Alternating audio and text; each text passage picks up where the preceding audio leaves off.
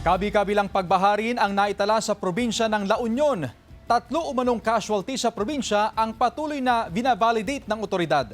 Narito ang report.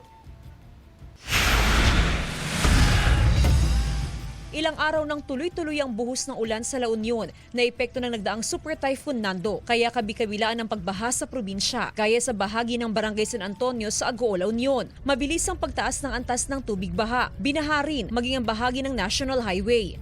Umabot din ng baha maging sa bahagi ng National Highway sa Santo Tomas, La Union. Sa monitoring ng Office of the Civil Defense, ilang bayan sa La Union ang nakaranas ng pagbaha dahil sa malalakas na buhos ng ulan. Mabilis na tumaas at umapawang tubig sa mga krikat kailugan. 3 casualty rin ang napaulat sa probinsya na sa ngayon ay patuloy na binavalidate ng otoridad. Kabilang dito ang isang lalaki na tinangay ng malakas na agos ng ilog sa Agoo, La Union. Na-recover na ang kanyang katawan kaninang umaga. Merong tinamaan po ng kidlat sa Aringay. Meron pang isa rin dito sa San Juan, La Union. I-recover niya sana yung yung kalabaw niya. Kaso tinangay siya ng ilog kasi nag-river crossing siya, tinangay po ng ilog. Samantala, tuloy-tuloy ang monitoring ng provincial government. Patuloy ang pamamahagi ng tulong sa mga apektadong residente. Nananatili naman sa evacuation center at maging sa kanilang mga kaanak ang halos 1,000 mga residenteng inilikas simula kahapon. Usually, the health problem comes a few days after the baha-baha. Ito yung mga neptopyrosis, fever. Tuloy-tuloy pa rin ang